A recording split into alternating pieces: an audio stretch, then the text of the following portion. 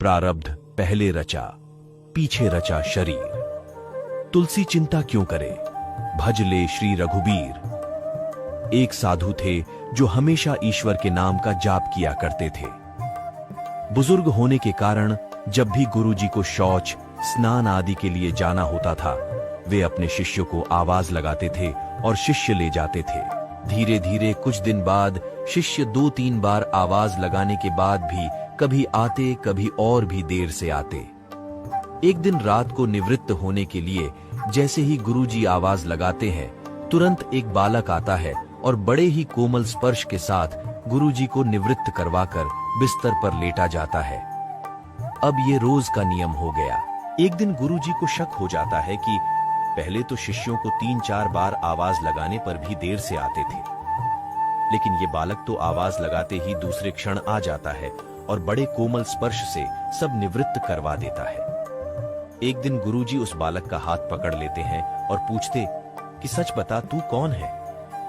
मेरे शिष्य तो ऐसे नहीं हैं। बालक के रूप में ईश्वर ने साधु को अपना वास्तविक रूप दिखाया।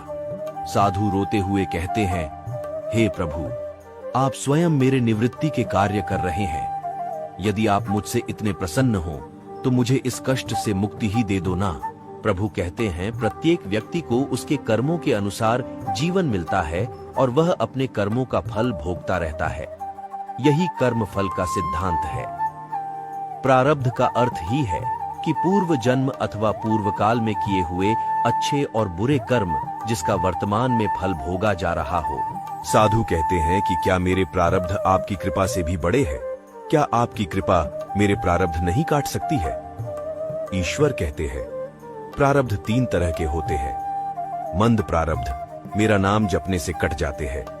तीव्र प्रारब्ध किसी सच्चे संत का संग करके श्रद्धा और विश्वास से मेरा नाम जपने पर कट जाते हैं, किंतु तीव्रतम प्रारब्ध भुगतने ही पड़ते हैं। प्रभु कहते हैं कि मेरी कृपा सर्वोपरि है।